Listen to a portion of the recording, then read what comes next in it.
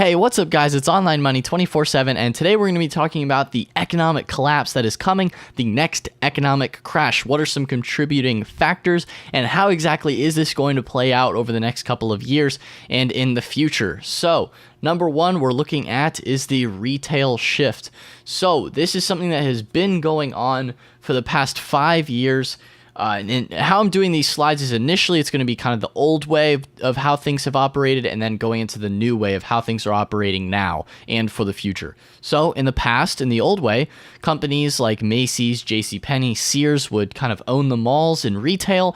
They would be the big box stores of malls that would drive a lot of traffic to malls. So then smaller stores would also get foot traffic to their stores as well.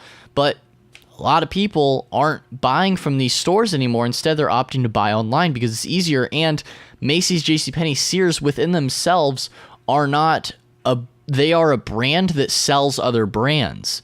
These three brands right here, Macy's, JCPenney, Sears, people aren't going to these physical stores anymore. All of the stocks of these companies have plummeted over the past 5 years. And we're going to go into exactly how and why in the next slide. But these companies no longer do people go out to the malls as much and buy from these stores because people would opt to rather buy online, which is where Amazon has dominated this space over the past 5 years. This retail shift has been huge, because these companies like before, Macy's, JCPenney, Sears, those were the Amazon that would have all the different products, all the different types of clothes in those stores. But now people just go to Amazon for these kind of things. But yet it is not only even Amazon that has affected the e-commerce retail shift, let alone a lot of people buying online just from Amazon, like exponentially high. Amazon has exploded over the past 5 years, even more so than the past 10 years. Just the past 5 years has been a huge impact. So, Fenty Beauty from Rihanna. This is a brand from a celebrity. And now with the way that the internet works, it's very easy for celebrities to sell their own products. Now, going into another brand that is based off of the internet is Gymshark. They are kind of a replacement to Under Armour in a way because, Nike and Adidas are still king within the fitness space, but Gymshark has taken a large percent of the market share there and has contributed to this retail shift. Both the Fenty Beauty and Rihanna by Rihanna and the Gymshark are both all e-commerce based. There is no physical store. Now I'm sure they probably have pop-ups here and there in different cities for like events that they throw or put together, or at expos and stuff like that, whether it be for a beauty expo or a fitness expo. But these are predominantly e-commerce type brands that have popped up and sell over Instagram through either whether it be a Shopify store, which is a e-commerce platform where you can create your own store. The Kylie Jenner one is run on Shopify. I'm pretty sure that Gymshark is also run on Shopify. I'm not 100% sure about Fenty Beauty, but these kind of brands are able to market directly to the customers over Instagram, and they don't have to be like, hey, Macy's, I want to get in your store. They just go directly to the customer on the internet through Instagram marketing and sell directly to their audiences that they've built up through social media. So not even just Amazon, but all of the other small businesses that have started off of Instagram and Shopify. So it's a huge, huge shift. Going into the next shift, there is also the transportation shift that has occurred. So, in the past, a lot of people would go out and buy a brand new car. Now, I'm not saying a lot of people aren't doing that now, but less and less people are going out and buying a big brand new car purchase right when they get out of college as a young person. So car companies such as Ford have really been hurting from this, at least car companies that haven't adapted to selling electric cars as much, which we'll get into the next slide. But a lot of car companies that aren't adjusting to the market have really been hurting because less and less people are going out and buying brand new cars. A lot of the younger generation, the generation that I'm in, and even people younger than me, are opting to rather, instead of buying a car, using Uber and stuff like that, which we'll get more in depth in the next slide. But that's something that people were doing a lot of and just aren't doing as much anymore. Same thing with trucks. So big truck companies that drive around, yes, that still exists right now. But in the near future, car drivers, any kind of car driver, whether it be a limousine driver, a truck driver, all of those jobs are going to be replaced very soon. And we'll get into that more in depth in the next slide, but that is a thing that has been going around for a long time, but won't be around too much longer as, drivers.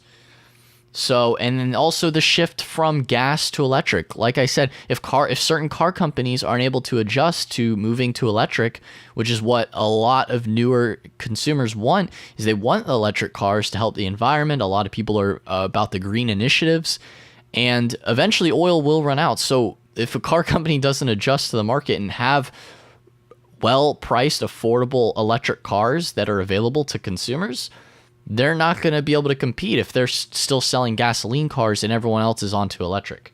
So the biggest things, like I said, in the shift is using Uber. Younger people using Uber and Lyft, instead of having to drive their own car, pay for a car payment or something like that, they're just opting to pay for a driving service. If they don't have to go very far day to day, or if they don't need to go that far distances, it might even just be cheaper for them to use Uber and Lyft. Even though it's more expensive at that one moment, it's going to be cheaper than having to pay car insurance, car payment, or gasoline, all these kind of things you have to pay for normally on a car. You just pay the little Uber whenever you need it, and that's it. Same thing with Lyft as well. Now, another bigger shift is driverless cars.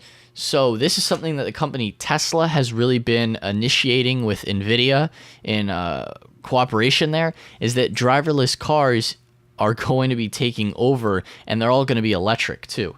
And so why does this matter? Like you see in this picture here, driverless trucks. There are so many truck drivers. All of those jobs just not instantly, but over time, slowly replaced by driverless trucks, because they're electric. They don't have to pay someone to operate it, and they just run a course. And so there's, and at the end of the day, that's even quicker to implement, because there's no lives in the truck as well. So it could just keep running and running. And as a business, it makes sense. Why not automate the driving? So it definitely is a huge shift in transportation within electric, not even just electric cars, but automated cars.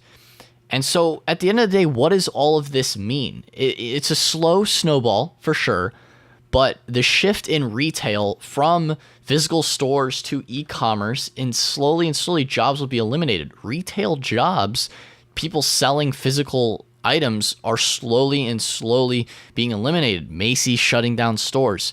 A lot of companies shutting down those big stores at malls because there's not as many people in them. It's not cost effective for them anymore. They'd be losing money. I mean, the company stocks are down huge, and the only way they can recover is by investing more into their e-commerce space and selling online, because that's where people are buying the products. So retail, huge amount of people losing jobs in that area due to automation. I mean, automating the sale online. You don't have to pay someone to hold all the products somewhere. You don't have to pay someone to ring it up. It's all just done digitally, and it's automated. And you know what? Automation goes right along with just driving. Self-driving cars that drives the food and stuff like that would be on a truck bay for a truck driver, all be automated by automatic cars.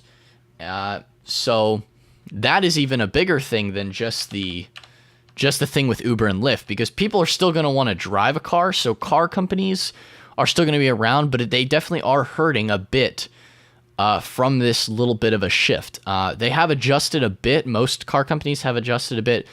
They're still going to be selling cars, but they're going to also have to hop into the train like Tesla is with electric and automated cars. If they don't adapt, that's going to be, car companies could be, bankrupt, shut down. So that's a whole nother shift right there, and millions of people without jobs within the retail space and within the transportation space. All truck drivers, all that kind of stuff, just gone due to automation. And it's slow. Snowball is slow, but once it's here, it's going to be here very fast. And that is definitely two huge contributing factors to the potential crash in the near future. It's definitely going to take some time, but those are just a couple of things. So, at the end of the day, what can you do? You can invest in companies on the rise. I'm sorry, this little YouTube logo is there. I don't know why that's there. But so investing in companies on the rise. So that's what you can do. So companies like Square, they help small businesses that are running point of sale, like little stores in person. So they have their e-commerce sites, but small businesses that are selling brands that people want, they allow for the credit card transactions very easily for their customer. For Square's customers, it allows small business owners to process credit card transactions. Tesla, you could invest in Tesla, the whole automated cars, electric cars, that whole market. You could PayPal. They're the ones processing all of the payments that are going on online. Same with Amazon. I mean, Amazon is the beast within itself, quite an expensive stock, but yet still a huge play for e-commerce. Or, you could start an online business with this whole e-commerce game that's going on. Whether it's you want to invest into companies that are going to be on the rise, or start an online business, whether it be at your own Shopify store selling products, stuff like that. Why not start your own product line? Because now you don't have to get your store into Macy's. You just start selling off of your Instagram account, build up your following for what you do, and sell to that niche. Start that online business, market through Instagram. Oh, that's why I had the YouTube down there. Or start a YouTube channel. What if you like green juices? Well, make a bunch of videos about green juices and then sell some sort of cookbook or something. I don't know. There's lots of things you could sell and start an online business with. But those are just a couple of things that you could do with this shift. Invest in companies. It's you can't really start a car company very easily. And maybe you're that ambitious, within driverless cars. Maybe you want to be the next car company, but it's very difficult to break into that space. But Tesla has done it with Elon Musk. It's definitely possible. Nothing is off the table. But you can invest at least into companies that you see are on the rise due to the shift. That's how you can take advantage of this economic shift is look at the companies that are doing the things right. Look at the companies that are moving in the way that the world is moving. Like I said, with the retail shift to e-commerce and the transportation shift. Now, the e-commerce shift is already pretty much here.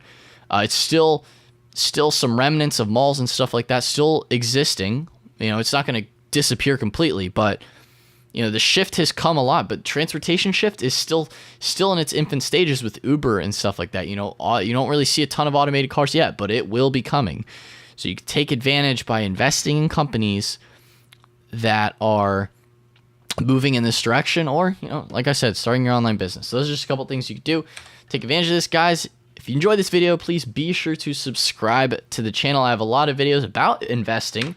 If you want to get started with investing into companies, take advantage of this shift in the marketplace, or if you want to start an online business, I have those kind of things as well around Shopify e-commerce. So guys, like I said, if you enjoyed the video, subscribe to the channel, leave a like, comment down below if you have any questions or insights. And anyway, guys, that is all for today's video, and I will see you in the next one. Peace out.